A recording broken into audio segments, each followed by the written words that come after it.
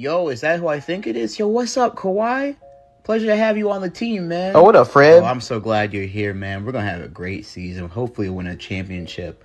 Maybe this year, maybe the next year. Oh, I'm only going to be here one season, dude. What was that? Yeah, I don't know why they traded for me. I don't want to be So here it doesn't matter how well we do. Nope. You're instantly out. Yeah, that's right.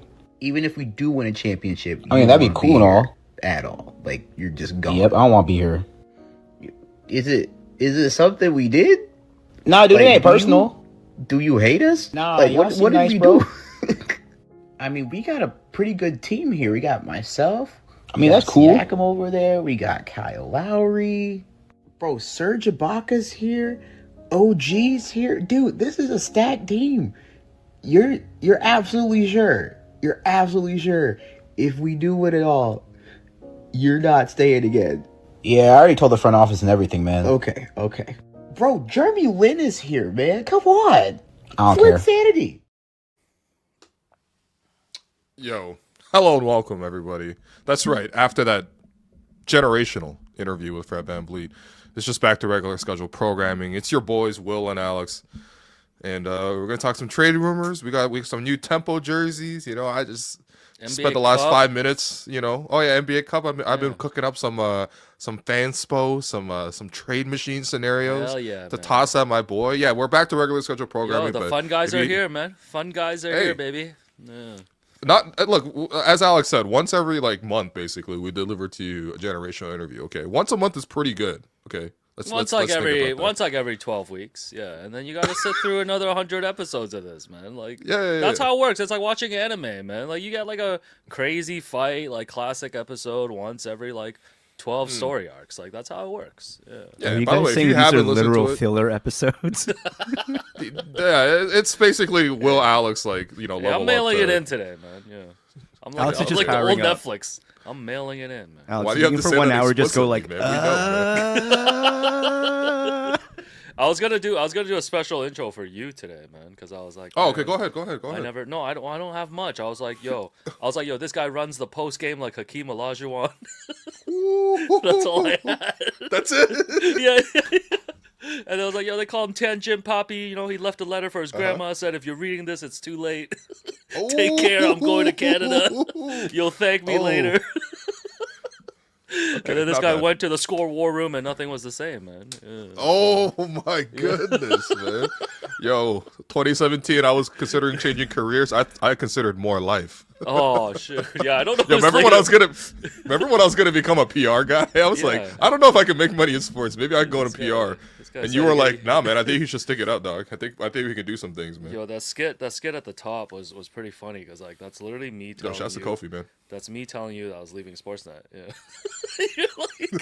you're like, you know, I was thinking around, man. Yo, we got Derek Brandale. We got J.R. Manitat. Blake's here? Like, you sure? Yeah, we got a stacked team, man. It's like, nah, man. I'm done after this year. By the way, that conversation happened after the second ever show we did come on, man. That season. Anyways, first topic of today, per Josh Lewenberg, the $5 tipper at TSN, he's saying that the Raptors are highly likely to make a trade between now and the February 5th trade deadline. And, we know that the Raptors have been linked to having interest in Anthony Davis. And J. Lou has mentioned that the team has also inquired about fellow Dallas Maverick Daniel Gafford and Goga Batadze, I believe, of the Orlando Magic. So it looks like the search for a big man is on. And our guy Jake Fischer also said that the business Toronto is ultimately willing to conduct before the trade deadline is likely to come down to how good they are at that point. So right now the Raptors are 16-11, a top 4 team in the East, but they're going to play 26 more games between now and the deadline. So by then they will have played 63 games. So basically a majority of the season for Bobby to evaluate. But yes, Jake Fischer also says that they're looking to upgrade in the front court and mentioned Domantas Sabonis as a potential piece, which I know you're not happy about. Is Bobby Webster trying to recreate the Chicago Bulls over here? Like, what are we doing here? Oh my god, dog.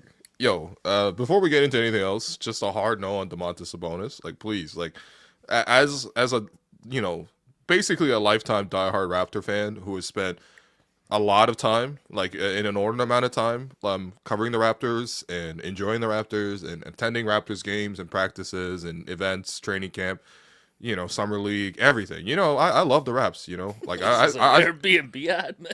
No, I'm telling you, I'll tell this straight to Bobby. Right? Where's Bobby? Bobby? Yeah. Okay, let's have a talk, Bob. Okay? Yo, text him right now. Show it on your Google Pixel 10, man. Text him. Wait, Show the text. maybe I should text Bob and be like, Bob, if you love me, man, You need to we're look not trading him for eye to eye DeMontis right Sabonis. Bob, we're not trading for DeMontis Sabonis, okay? We are not trading for the dribble handoff king who doesn't play defense. Have you looked up his wingspan? It's actually like less than 7 feet, which is kind of crazy for a big man. Okay, I don't want fake stats. I don't want a guy who never contributed to playoff wins ever. I don't want to see a guy where if he gets stomped on by Draymond, he doesn't do anything about it. Like, no, let's just not do that. Okay, please. Okay. Bobby's like, no, let's go for karaoke, man.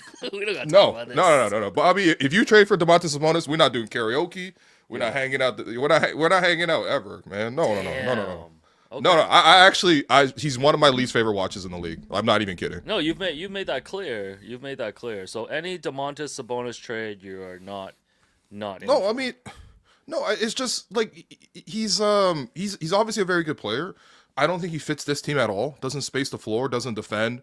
I think that for this team, like he's going to be taking up a lot of space around the paint, which you might say, well, Jakob does that. That's fine. Jakob does that at half the price, man. I'm not paying double the price for that.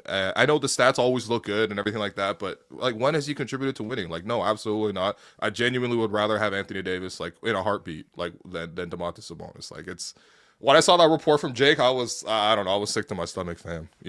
Yeah, you left your moms in the hood. I'm leaving DeMontis Sabonis in the hood. Okay, you're not coming here, man. I don't care. Oh God. What about these kind of lesser centers in Gafford and Bataze will probably not cost as much.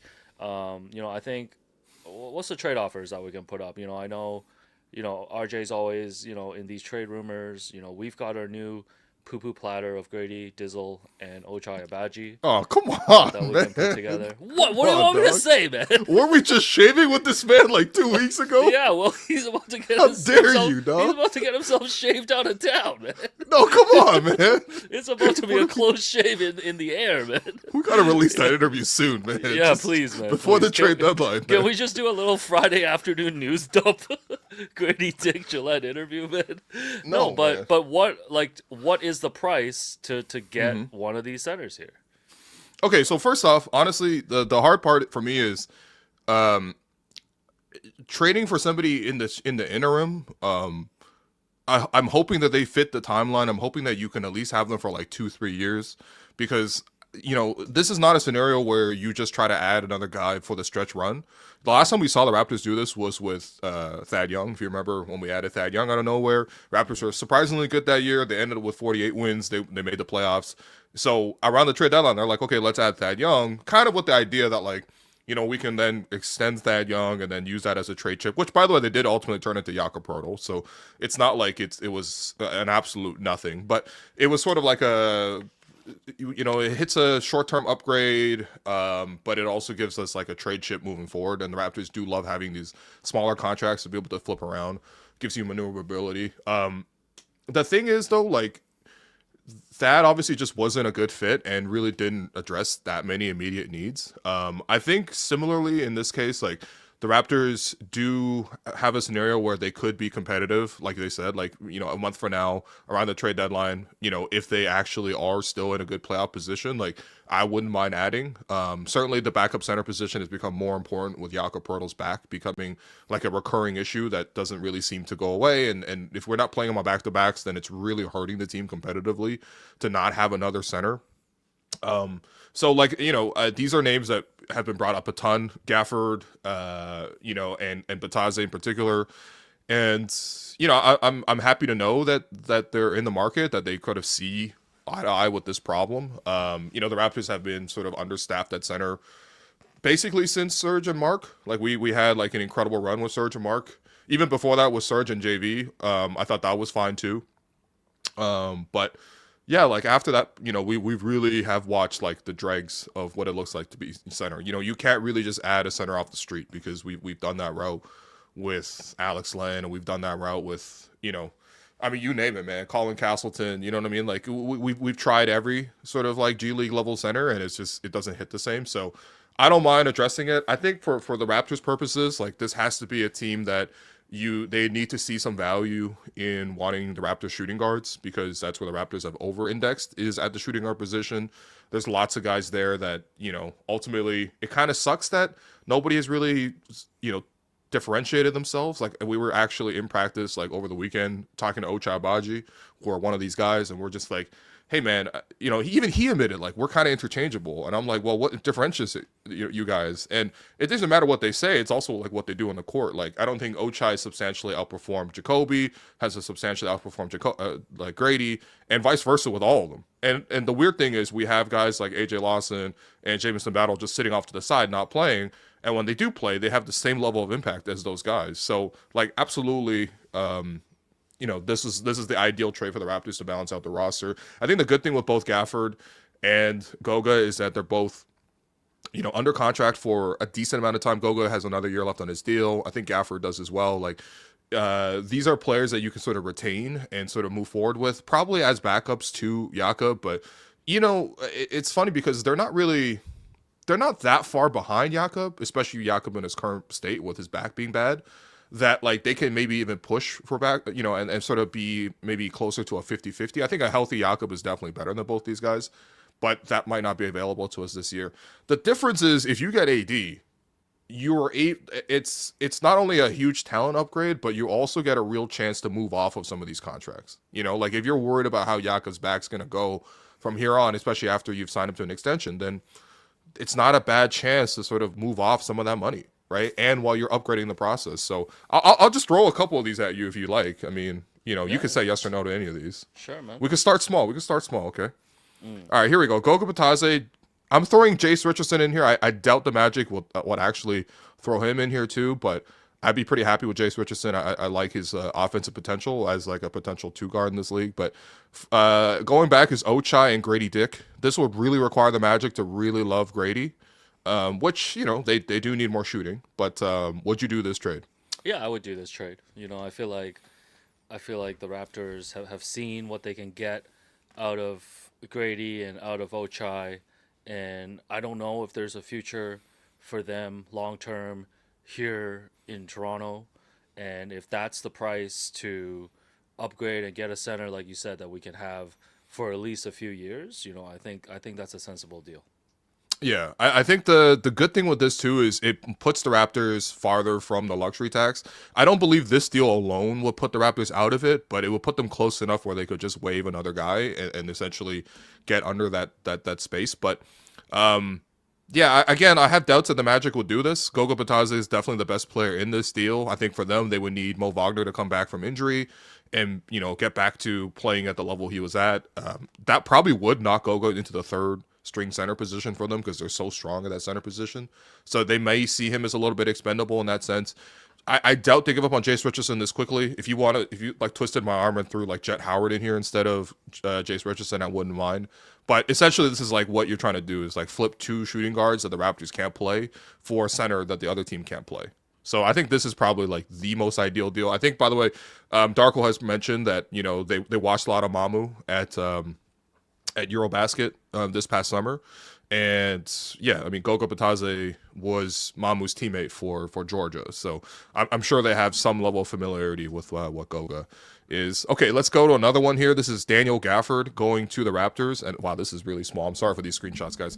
But Ochai Agbaji, Grady Dick, and Garrett Temple. Let's say it ain't so, but Garrett Temple. First of all, getting tossed into this. I guess the question, is this guy going to bring the Congo line dance to Dallas? Oh, my God. You don't think Cooper want to dance? Come on, man. Oh, my God. First of all, why the hell would Dallas do this?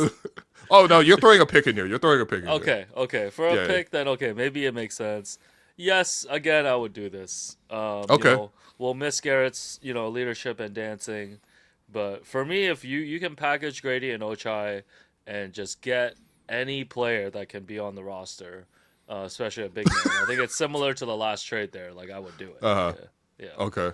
Yeah, Gafford has injury histories of their own. Like, it's not exactly like a slam dunk thing to get Daniel Gafford, but Gafford definitely is more physical and definitely a guy who can catch a lob here or there. By the way, fun fact, his nickname is the Landlord. Okay. Yeah. Yeah, so he'll fit right in here in Toronto. Yeah. He would fit right in Toronto, exactly. Personally, I actually wouldn't do this deal. I actually. Oh, okay. I'm just not that big of a fan of trading for Gafford in the first place, but I know Sure, people sure. are really enamored with This this. deal is by the way, like an Gafford email- is also Clutch Sports, so This trade is like an email that comes across the desk and you just click yes. I guess you don't really think much about it. yeah. I All right, don't this think you is need the to have a spicy meeting. one. You don't need to have the meeting. Honestly, I think Dan Tolzman can handle that one. They might not even have to call Bob for that one. All right, this is the last one. It says failed, but I believe it only fails because Jakob is not trade eligible until like January because he signed the extension. But he's trade eligible this year, so you could conceivably do this, just not at this current moment in December. But the Raptors get Anthony Davis. They get Dwight Powell. He's coming home, baby. The homecoming. He's coming okay? home, man. Get your hair cut. Get your hair cut every 3 days, man. I know Purnell saying yes to this one. Go, man. Purnell throwing in a couple pairs of Clippers. The king is landing. And we ain't talking James Harden. Goodness, but going out the other way, RJ Barrett, unfortunately, Jakob Poeltl, Grady Dick, Garrett Temple again, still leading the conga line for the Mavs. Oh my Obviously, God. there'll be additional picks thrown into this. I'm just saying this is like the salary framework. You know what? I have thought I more don't about really see the this. Mavs doing this, to be honest. But That's I guess, my thing. That's my thing. Yeah. It's like, what's the appeal? Unless they're like, oh my God, like RJ is the guy that we want to pair with like Cooper Flag or something. They both which went I to cannot- Duke. They trained yeah, together in the summer. Which I cannot see them thinking, but I've thought more about this, and I know the big concern with AD is like, oh, he's eligible for an extension. Like, you're going to have to pay him a lot of money long term, but he's here for this year and next, at least. Yep. And with the way that Scotty's playing on defense, with the way that there's really no other avenues right now when you look out there for an upgrade, I'm talking myself into Anthony Davis now. I think. Yeah? I don't think. Yo, welcome, man. I don't think the Mavs would do this trade, but okay. From Toronto's perspective, I think if this is what it takes to get it done, depending on what the draft capital is, because I'm sure the Mavs are going to be asking for a lot of draft picks because they have a lot of draft picks out the door. Sure, yeah. So they're going to try to would you fill put that 2 firsts in this? up. 2 firsts. 2 protective firsts? 2 firsts. I think I would need a second. No disrespect to the King Dwight Powell, but I would need a second Another asset? I would need a second competent player coming back. I don't know who that is on Dallas. Not D'Lo, not Clay. It's got to be someone else. Maybe like PJ Washington or something. Yeah, I guess. Yeah. The problem with these PJ Washington, Daniel Gaffords, they were all picked up to play with Luka. I know. They're like Luka specific players, man. No, these are all players that specifically they're Luka merchants. don't work in this context. I mean, Yeah, look, no. the For scenario two firsts, that's really steep. I would need a second decent player. Okay, back. we can haggle. Maybe we land on 1 first. By the way, injured former All NBA player coming to Toronto in a way that he maybe didn't want to come to Toronto in exchange for Poo-Poo Platter plus a first-round pick is exactly Bobby's and Masai's go-to move when it came to Brandon Ingram and Kawhi Leonard, okay? But the thing with AD is like you're getting AD at a much later age than when you got Kawhi. For sure, 100%. And 100%. I mean, AD's injuries, they just happen. Like, he's going to be injured. Oh, no, Like, it's like his eye hurts and then Yes, he's out, it's not about managing the knee or whatever. It's like he's going to miss games. But if you're looking from a standpoint of like the team's ceiling, and if you think the East is open, like AD is the big move. Right. I don't know if it puts. I mean, RJ out the door is going to open up questions about the offense too. No, it absolutely does. But here's the thing: if you're looking from the front office perspective, when have they ever bigged up RJ Barrett? No, but that's what I'm saying. It's like this deal makes more sense to me if It they're feels not like they've committed. been trying to get off RJ. Yes, man. if they're not committed to paying RJ's next contract, then I don't see a problem making this deal. And then you just swap in AD, and then you deal with AD, and you could walk away from AD. after next season, or maybe you sign him to a deal that makes sense for both sides. Like, it doesn't have to be $75 million, like the full max per year. Well, okay. By the way, I don't think any team trading for AD is giving him $75 million, man. That's insane. Yeah. That's actually like just it's not there for him. AD is going to turn 33 in March of this year. This is not a player that is healthy enough to command another max contract, and at that age, like he would need to take a reduced sort of contract. Like, I don't want to put things past Rich Paul, but even for Rich Paul, I think this will be difficult. The thing with AD is, so he has a player option for $63 million after the 2027 season. Does he really want to go into free agency that year at the age of 34 or 35? I think he would. And then just I think he would. Is he going to get that much money? Though. No, but nobody's signing for $60 million in free agency anymore. That doesn't happen anymore. But this is similar to when James Harden. Remember when the Sixers traded for James Harden, and then eventually this problem got ported onto the Clippers.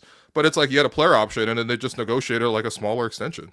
Yeah, I think. I mean, would you be comfortable with AD at like $50 million per year? I'd be comfortable for that for like 2 more years. Okay. So like a shorter deal after this at $50 million. Yeah. Yeah, or even if he opted into the 62 and for his age 35 season, and then you added on 2 more years at like 45 each, maybe with the player option at the end of that, like I'd be comfortable with that. Like that's the type of stuff that you'd be looking at. And by the way, this is the reason why I think Dallas wants to trade him, in addition to the fact that they need to pivot to a rebuild, is the fact that like it's clear that they don't want to move off of him. So I know that like a month out from the trade deadline, there's a lot of posturing of like, oh, the Raptors may want Daniel Gafford, and the Mavs are like, oh, maybe we want to keep AD. Man, the Raptors don't want no Daniel Gafford. They want the big fish, and the Mavs they don't want to extend AD. They want to get something off of him right now. So I actually think that, like, again, it really depends on where they are in a month. But the other question you got to ask yourself is, how good is AD, Ingram, and Scottie as a combination? It's weird. It's definitely funky. But like, I think where does that get you? Is that one round of a victory in the playoffs? Maybe 2 in the East? Like, yeah, I mean, I think it raises their ceiling, but it almost feels like they'll need to make at least another move, like in the off season, for next year. Like, it's not like you trade for AD and then this feels like the complete product of a team that can like go into the playoffs. No.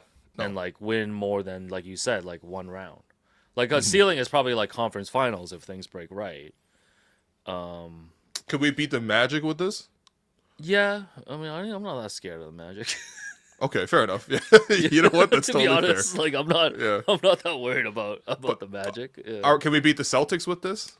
I mean, with Celtics no Tatum, have been tough, but no Tatum, I still think Celtics are a level above. But it's really? like, even with AD, then what's the point of making this trade? Then they get Tatum back next year. Yeah, well, the point is if you're not gonna pay RJ, right? Like, I think the other thing is like, I feel like if Atlanta, Detroit, and these other teams are involved, they're probably gonna put together maybe a better offer than we'll probably get outbid. Like, Detroit can probably put in a young player. What's Atlanta putting into this, man? The poo-poo platter of Kristaps Porzingis? I don't know. But seriously, what if they put in like a Kongu or something? Would they do that to get AD back? Yeah. Like, they have players, right? They probably would put in a Kongu, yeah. Yeah, like that to me is more appealing than like Jakob Poeltl, right? Or like, you know, like I just think we would get outbid is the other problem. I think we should get outbid, because if AD's price is this low, then it's not just a buy low opportunity. It's like, it really says a lot about what his value is. And honestly, again, like, part of it is the money, right? Like, it's going to be difficult to negotiate long term. You probably have to, essentially, it's not free agency in the sense that like Raptors traded for Brandon Ingram and they know he's going to be in the free agency, so you work that out what that number is before you make the trade. This is like a year out, so it's not quite that, but there is some sort of leverage, and that's why I was like it was kind of interesting to me. Like, my ears perked up when Fred mentioned, you know, in the negotiations with the Raptors when he was leaving to Houston in 2023. You know, basically Masai was like, yeah, you should go to Houston. Bobby was like, yeah, go to Houston. You know, his other agent was that you should go to Houston. And Rich Paul was like, well, hold up, man. Maybe you should stay in Toronto. I love that place. Like, no, knowing that like Rich Paul loves Toronto and like essentially not a preferred partner, because again, it's like, it's not about him, it's about his clients. But, you know, it's still a very influential sort of voice in this whole discussion. Like, knowing that the Raptors have like done a lot of deals with clutch sports players in the past, like, you know, it's at least interesting. There's an advocate in the corner. You know, I don't know, by the way, if AD really wants to come to Toronto in particular, but I don't know. Who knows, man? People come here, they have a good time. You know, we would really need Alex McKechnie to like heal Anthony Davis like crazy, but yeah, it's a lot of ifs. I don't know. This is why I would never be a GM, because I'd be fucking wishy washy about this nonstop, and then we don't get a deal done. But Yeah, we'll see. it's interesting, at least. I think most likely the Raptors will just settle for one of those secondary trades. You think so? And just do one of those trades. But what's that going to get us, man? Just slightly better in the meantime? Yeah, well, that's the tough thing about like a team that's kind of in the middle, right? Like there's not one move that you're going to be able to make to be able to get you all in. So hopefully you make a little upgrade here, you know, get rid of all the, you know, shooting guards that you don't want, and then get the backup center that everybody's been crying for, and go there. But I do think like If we got a backup center, are we making the top 6? No, Are we winning a round in the playoffs? But you're plugging. It doesn't like even a move the hole. needle that much. You're plugging a hole in your lineup, right? Like that's all you're doing. But I think if Scotty is taking it to that next level, you know, then maybe you do think about a bigger move. But maybe that bigger move comes in the off season, you know, heading into next year. Like I don't know. I agree. I don't know if there's just anything they can do this year at the trade deadline that's really going to change what they're going to look like going into the playoffs. No, I agree. I think it's enticing, but I also think there are other opportunities. Like it's interesting to me that the Raptors never really try to upgrade like their guard position either. Like I now that we have Scotty and Brandon, I'm pretty happy on the wing, right? Like we should all be pretty happy. Like it's kind of like you need a 3-and-D guy at the 2 guard position, but whatever, right? The thing is, like, if we had a stronger point guard, you know what I mean? And I know we just got quickly and we just extended him, so it's hard to, like, upgrade on him right now. But, like, there's also a ton of point guards on the market, and you never hear the Raptors linked to any of them. Well, because they locked in quickly, and that's their guy, right? Yeah, but when you watch the games, does it feel like we shouldn't be having conversations like, yo, Jamal looks like he's playing better than IQ. All due respect to Jamal, but he's just a nice backup point guard right now. Hey, that's a Bobby problem, man. You locked all these players in. That's a Bobby Masai problem. You locked all these players in, man. This is the team that you bet on. Yeah. The 3 Bobby problem, man. Oh my God, that's terrible. Garbage. Yo, stick with us, man. Stick with us. But yeah, we'll listen to that Fred interview again, man. I promise we're okay sometimes. We'll keep you posted as the trade rumors come trickling in the next few months. But man, when the schedule is packed and the scoreboard is tight, the pressure can feel real, but the chill doesn't have to disappear. Follow your favorite NBA team. Following your favorite NBA team can be so stressful, but your choice of beer doesn't have to be. Coors Light always delivers mountain cold refreshment. When I'm watching the Raptors, when I'm following these trade rumors, things can get intense.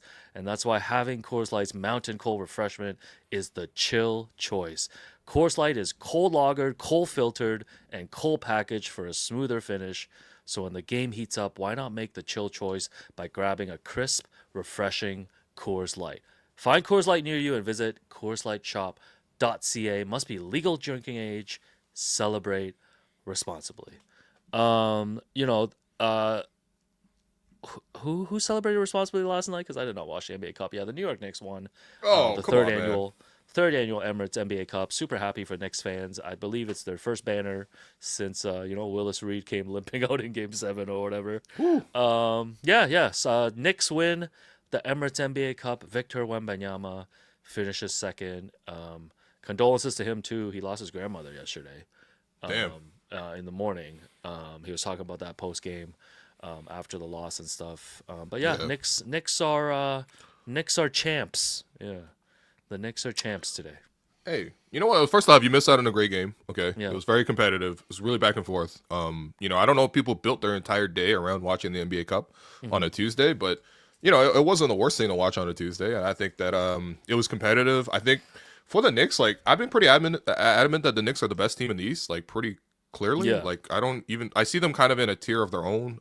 Detroit obviously has been very good in regular season, and they're certainly young and improving, and they obviously gave the Knicks problems last year, but I don't really see the Detroit Pistons. Well, I don't know. That series probably goes 7, but that could be like the conference finals. I like the Eastern Pistons, Conference. man. You give me Pistons. You line up the Pistons and Knicks right now. I'll take the Pistons. Yeah. Okay, well, I mean, but like, what made them better from last year? They lost to the Knicks last year in 6 games. I know, but they should have won that series last year, man. Yeah, they had a couple calls, but In any case, like we'll see, but like I think for the Knicks, like they're clearly a very, very good team. You know, I think that maybe the matchup with OKC would have been a lot harder for them, just based on how many guard defenders they had to throw at Brunson. Brunson wasn't like awesome, he wasn't like incredible, but the Knicks bench really stepped up. Like Tyler Kolek, who, you know, I think the last time we talked about Tyler Kolek on this show was when the Raptors had the 31st pick going to day 2, and I'm like, yo, I kind of like this white kid from Marquette. He's like a tough point guard. You know, like he was able to play a lot of 2-point guard lineups with Jalen Brunson, and that sort of freed him up a little bit. I like that the league is sort of embracing 2-point guards again.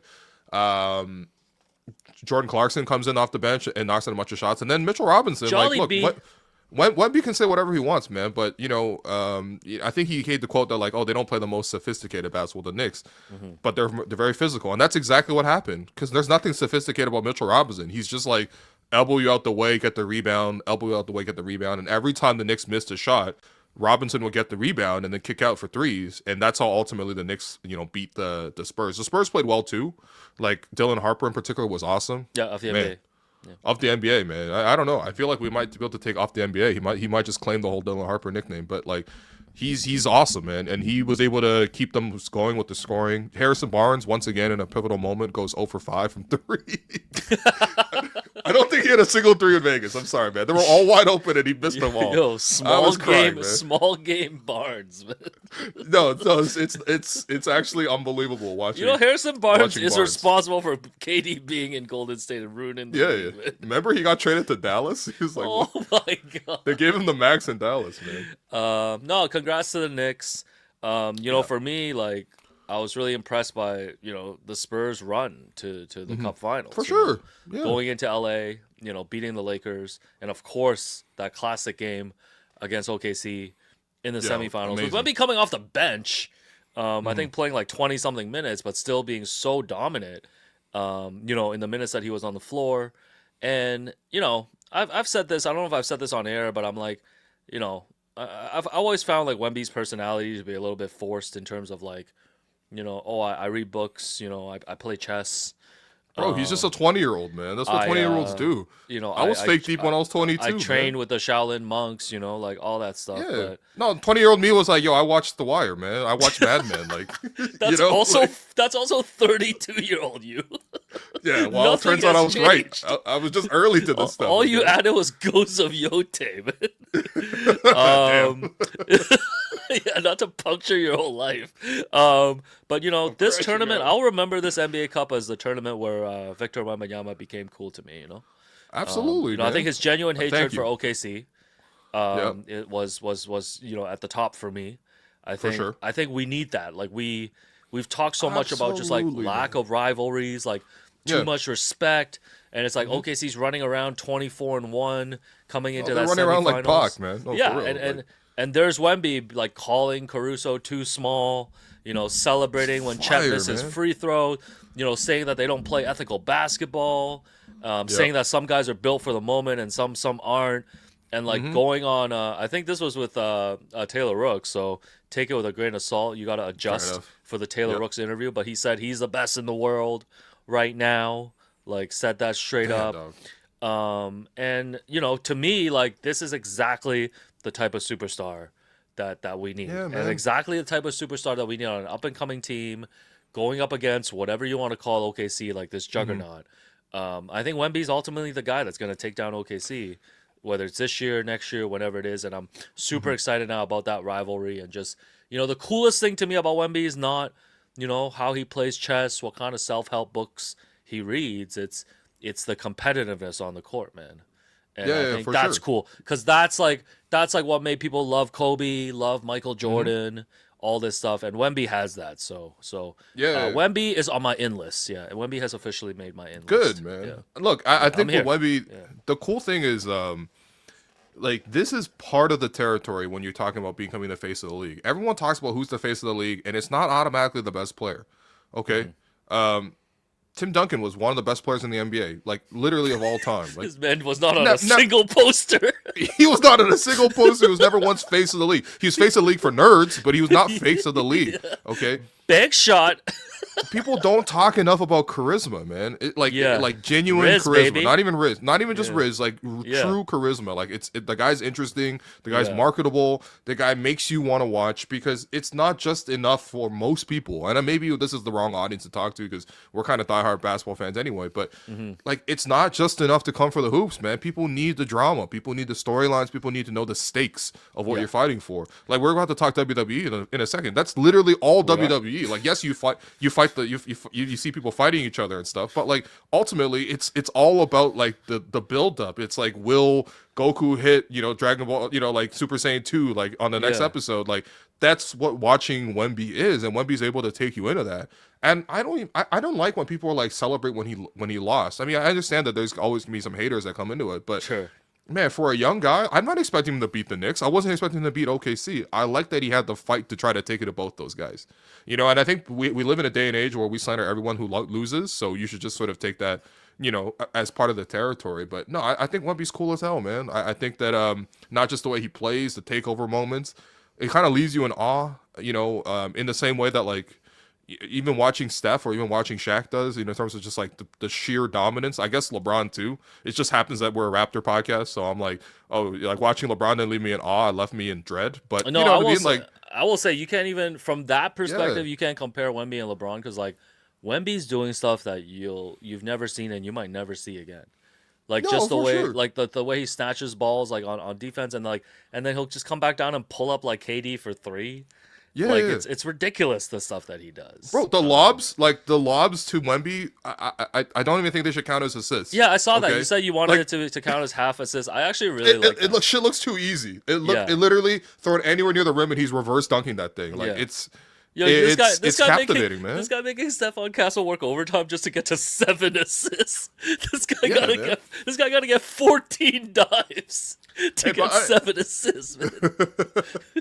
No, but like and the Spurs have, like, I mean, man, I'm freaking jealous of the Spurs, man. Look how many good young players they have. Of course, like they're a they great got team. Literally the reigning back-to-back rookies of the year in Wemby and Stephon Castle. Yeah. Then they got Dylan Harper, who, if you made him a number 1 option most places, he'd be right there in contention. He's literally the number 2 pick.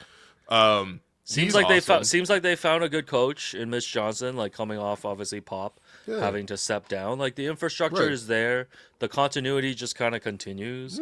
And they've got another low maintenance, superstar in Wemby, and it's all there. And I think they're clearly well ahead of schedule, and it'll be interesting to see if they can knock off one of these teams ahead of them in the playoffs, man. Like, I don't think any team's looking to see Wemby and the Spurs in the playoffs. Yeah. Having said that, though, I mean, I think they got to take their lumps too. This is part of it.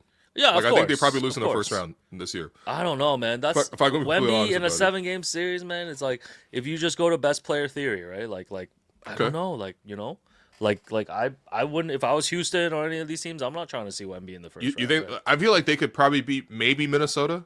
Sure. Minnesota's just way bigger than them, like across the board, but. Wemby owning Rudy Gobert would be pretty fun. We mentioned all these guys. We didn't even mention, De'Aaron Fox, who probably is going to end up being a trade chip at some point, I think, for them. They just traded for him. Yeah, I know. Yo, you want Fox in Toronto? I don't know, man. Probably not. We got too many foxes and squirrels already. Coyotes out in North York. Yo, you're in the suburbs when you see the coyote sign. It's dangerous out here. Yo, you come up to Eglinton, you see the coyotes now. Yeah, but no, super jealous of the Spurs. But congrats to the Knicks. And also, one last note about the NBA Cup. So, Failing Adam Silver is saying that they might move the semifinals and finals out of Vegas moving forward. And Mark Stein, friend of the program, said that they might look at going to storied college locations. Like, what are we doing, man? Like, you trying to see the Thunder and Spurs, like, at Cameron House at Duke? Like, why are we overthinking this? Just give the team the home court advantage. Like, if this game was at Madison Square Garden, you know how sick that would have been? Yo, I know. Like, that's what I kept thinking about, man. Like, come on, man. Even in the podium, when, I mean, it is pretty funny when they did the podium, but they did the podium and they interviewed Mike Brown, and Mike Brown was like, I feel like I'm in New York right now, and then they panned to the crowd and it was half empty, and I was like, this ain't no New York, dog. Think about MSG, man. Would have Fat Joe front row, of course, Mello. Jason Sudeikis, Mello, Joe Budden second row. Marty yeah. Supreme, Timothy Chalamet would have been there.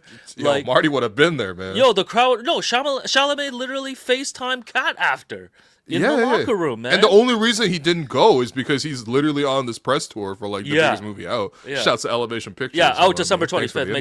Make sure you go get your tickets. But like, why are we bringing the game to the college like courts? No, seriously. What the hell are we doing, man? Like, No, I don't get it. Look, yeah, it being in Vegas already feels a bit contrived as it is because the crowd is mad empty. And They also they Vegas well is not mad empty. dying. It's quiet. They also like dim the lights. You know what I mean? Like Vegas is just not popping like that anymore. No. I actually wouldn't mind if they moved it like even overseas as sort of like some sort of like tribute kind of game. You know, you have the final in London, final in Paris, This guy wants final like, in. this guy wants You know, Bucks it's the Emirates Lakers. Cup. This guy wants Bucks Lakers at the O2. No, man. What are we doing, come man? On, Get out of bro. here. Central C could be opening up for it. Why can't? Well, I prefer Dave. Why can't? Shouts we? to David Thames, bro. My favorite couple out there. Why right now. can't we be normal and just give the team the home court? How hard is that? Dog, What are when we you- doing, when you- man? When you're in these like presidential positions like This Adam is Silver, stupid. you got to think about how to grow instead of just like because it's capitalism. You got to grow your business. What at the all hell times. capitalism is it to go play at Cameron House or whatever, man? I don't get it. Like, you want the Duke guys to go like this to Wemby? They're like, oh, you missed a free throw. Like, Oh, JJ Redick gets home court advantage. Like, By the way, this is so NBA 's- stupid. it's also sponsored by it's the Emirates NBA Cup, right? You saw like Yes. there were the two like the airplane like hostesses come out with Yeah. like the trophy and everything. It's just like this is what they're gonna do eventually. They're gonna put this in Abu Dhabi, man. I'm telling This you. is so stupid. Well, the Royal Rumble is there too and stuff. So There you go. yeah, That's yeah, where the but- money is. They're gonna chase the money, and that's also the part of the thing is like the NBA is always looking to expand, looking to get more value into their thing. Now that they've done all what they can with gambling, and that's really increased the amount of money in the league. Now they're gonna look for a new source of money in the league. There's not the teams are selling for what 4 billion, 5 billion, 8 billion like the Lakers. Like there's only so many people with $8 billion out there before you start calling the Middle East. So that's what's gonna happen, man. I'm just telling you, this is the way the money is gonna go. Anyways, this college thing is stupid, man. Like The college thing is stupid though. There's no expansion idea because I think that some of the college stadiums have like 50,000. Man, you can't even sell out 20,000 in Vegas. Why are you going to 50? Celtics Rockets at the Carrier Dome in Syracuse. Like, what are we doing, man? Yo, I didn't know you knew so many college. Yeah, honestly, That's I'm kind kind of impressive, man. I'm kind of surprising myself right now. Yo, where does Kansas play, man? Oh man, I don't know, man. The Field House. Yeah. Yeah, Yeah. Some Field House bullshit. that's gonna be so Probably fun. where they bury James Naismith, man. R.I.P. Yeah, probably. All right. Next up in the basketball Rip. world, we're very excited to hear that the Toronto Tempo, unveiled their uniforms yesterday. Two of the uniforms were unveiled. One in white, and one in the Tempo Bordeaux color. And the Bordeaux colorway is going to be available for purchase in January. For those that are interested, I'm sure people have been wondering where they can pick that up. Just go to Toronto. Yo, we can't get this Tempo. for Christmas. Go to torontotempo.com, and I think there's a sign up there for you can get like an email notification for when it's okay. available. Yeah, man. First Shout out my thoughts, friend Eunice here who's modeling it. Yeah, shouts to a friend of the program here modeling. Shouts to Keyshawn, Mystery of the Tempo. Believe getting live messages from him that we might be getting some jerseys possibly. Oh, So, wow. I can't say That'd be these nice. jerseys are cool until I get it in hand. You know what I'm saying? Can't No. judge these by the photos. But what were your first thoughts on the Toronto Tempo uniforms? I think they're very clean. First and foremost, like I think that with the Tempo, obviously it's something that's like it's abstract, right? So like you don't have like a logo for it in the same way. But if you look on the sides of the jerseys, I think if we look at this one in particular, you can kind of see it. But on the side trimming, there's like the 5 lines, kind of like a staff in music. And then you have like sort of the keys along the side. I think that's pretty clever to have like a bit of a pinstripe thing to it. I like the striping on the shoulder and on the neck. The color is also really strong. I like that it says Toronto for the purple jersey and it says Tempo for the white jersey. Between the two, I think this one's probably the cooler one for me, especially because I love having Toronto. I like this Bordeaux one, yeah, a lot. Yeah. And then I think everyone's just complaining about like the CIBC logo being too big. I mean, have you watched the WNBA? No, Like first most of of the all, teams have crazy large logos on the jersey in the front. I got to rant about this too. Like, this is how these teams make money, man. Yeah, what Like, do you want, sponsorship. man? Like, do you Hey, want are the you going to team- support women's sports to that degree? No, then just, you know what I mean? That's part of the business. Yo, I'm not even trying to cape for CIBC because I'm a TD guy, but shouts to CIBC. I believe one of our sponsors. But like this is the sponsorship. This is works. Yeah. Like this is the jersey patches in the NBA. Like Can this we is, show them yeah. some other WNBA jerseys that have very prominent ad placement, please? Yeah.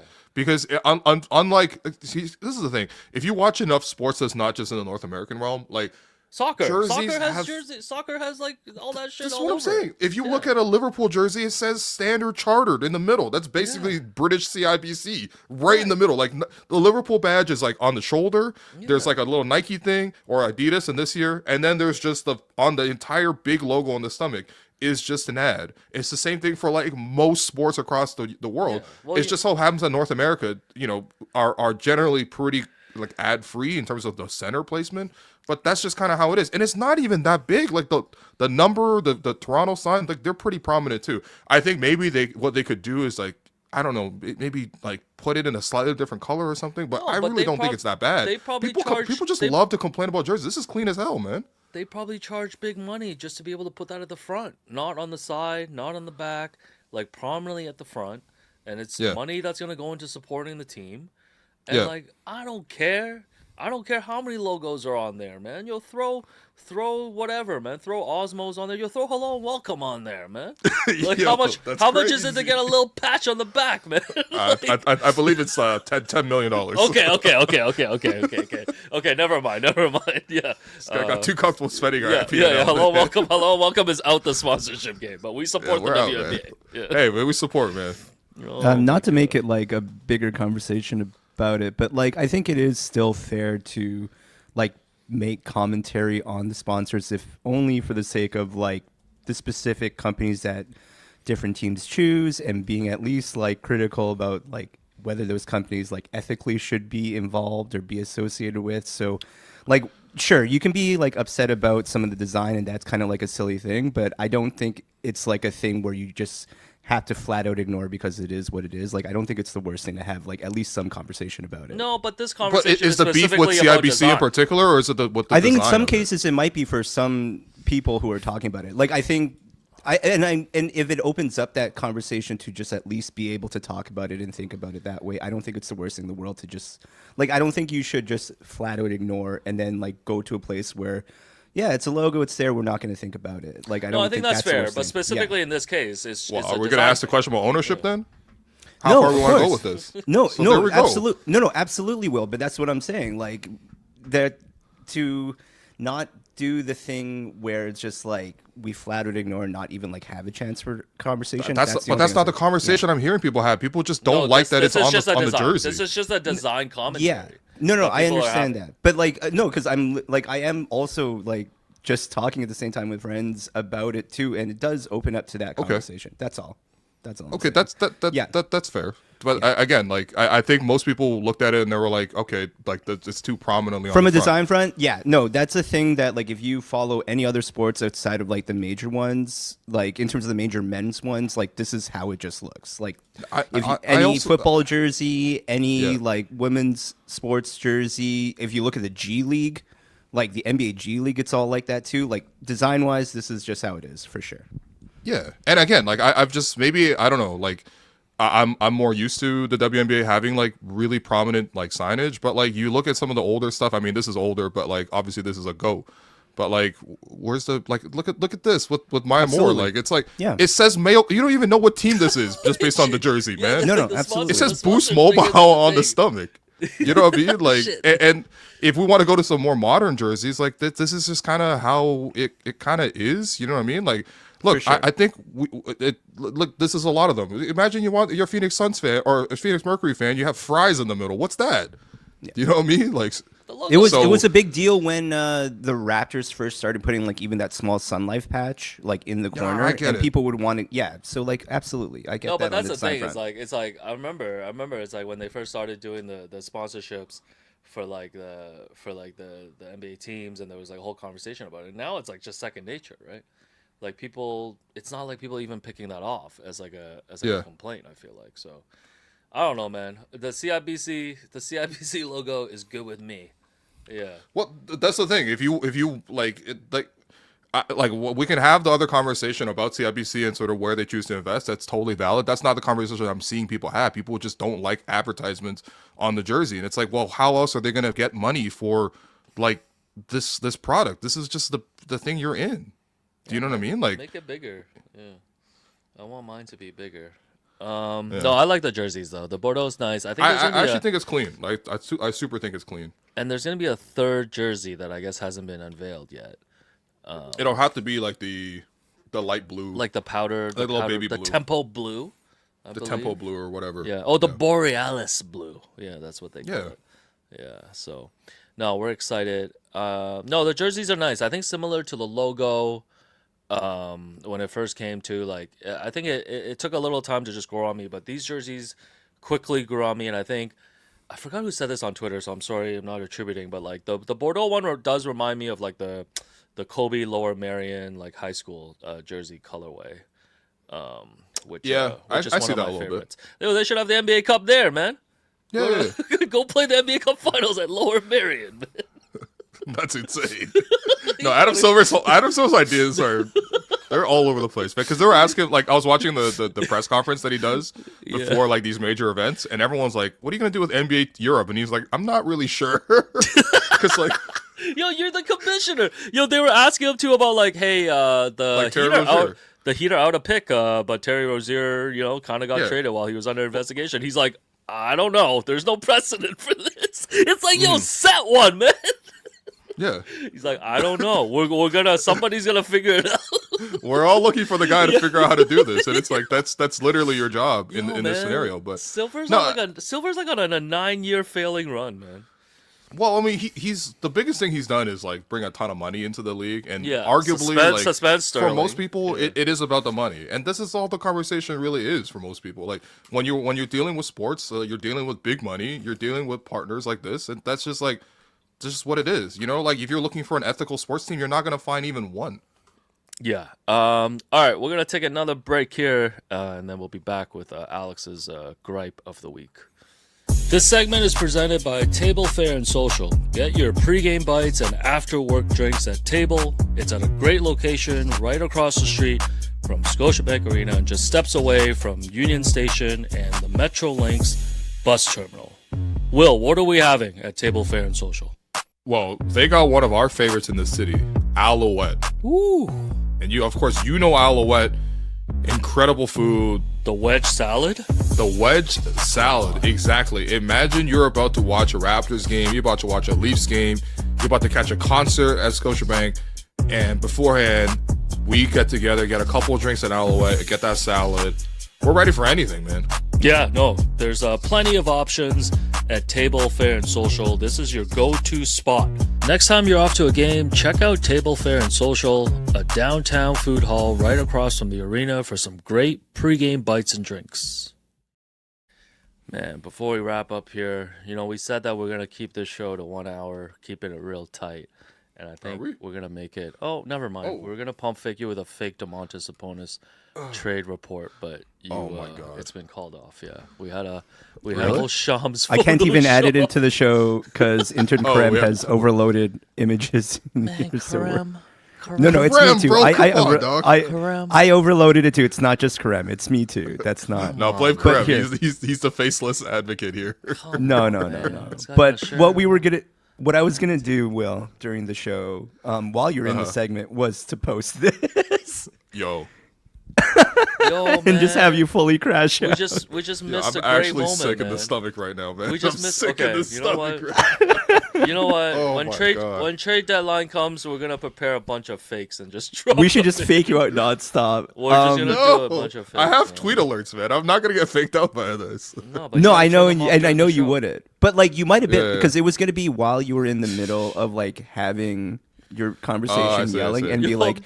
I was gonna come in and be like, hey, well, I hate to tell you, but Bobby didn't get your message. I'm No, dying at people. I'm dying We'll at call people in Bobby the live chat. on the show if he trades with DeMontis Sabonis, man. Yo, dying at the people in the chat being like, "Is this real? Are you guys watching this on mute?"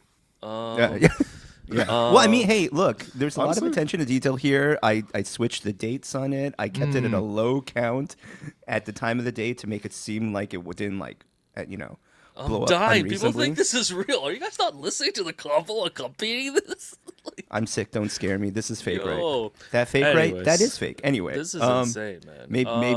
maybe we shouldn't fake out people. on here. Holy. All right. Lastly, I got a little gripe to share with you, Will. Want to get your thoughts on this? So, Love your gripes, man. lonely holidays, but one of the highlights for December for You're not me. lonely, dog. You outside every day. I'm One of calling the- cap on this, man. One of the highlights for me is year-end lists. Like, I love when publications do top albums, top movies, things you might have missed during the year. But lately, I'm seeing lists that are approaching like 150 things.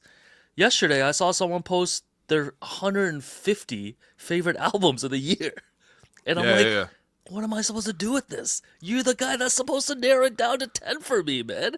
I'm not checking out your 149th favorite album. So I might check gripe- out one of your albums, man. Not my- 150. My Like, gripe that's is ridiculous. year-end lists for me. You got to put a cap, no more than 25.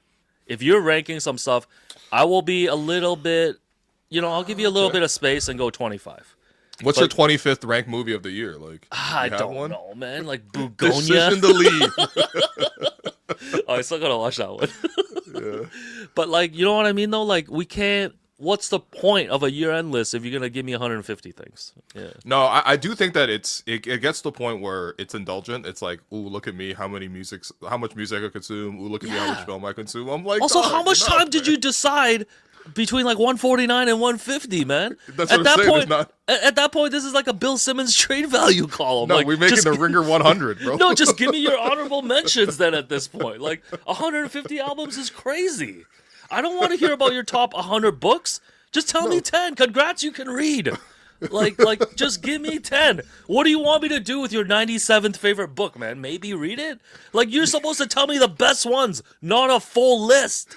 Just Yeah. recommend me chop wood, carry water, and keep it moving. No, that's what I'm saying, man. Like, Yeah. you're gonna put prehistoric 97th? Like, whatever, man. No, but like, listen, like, year-end lists, we need to condense and curate properly. It cannot be Okay. more than 25 things. That No, is look, my gripe of today. Look, if people want to share more, that's fine. I do think that the chat is. This is what I agree with. This posting culture, you got to flex how cultured you are nowadays, and I do feel like this constant need for people to sort of express.